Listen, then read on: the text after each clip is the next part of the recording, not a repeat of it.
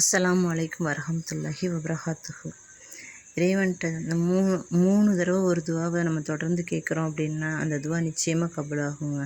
அதாவது ஒரு மனிதன், யா அல்லாஹ் என்னை சொர்க்கத்தில் நுழைய வைப்பாயாக என்று ஒரு நாளைக்கு 3 தடவை தினமும் சொல்லிகிட்டே வந்தாக்கா சொர்க்கம் அல்லாஹ்கிட்ட மன்றாடுமா, யா அல்லாஹ் இந்த மனிதனை என்னட்ட கொண்டு வந்து சேர்த்துரு அப்படின்னு சொல்லி மன்றாடுமா.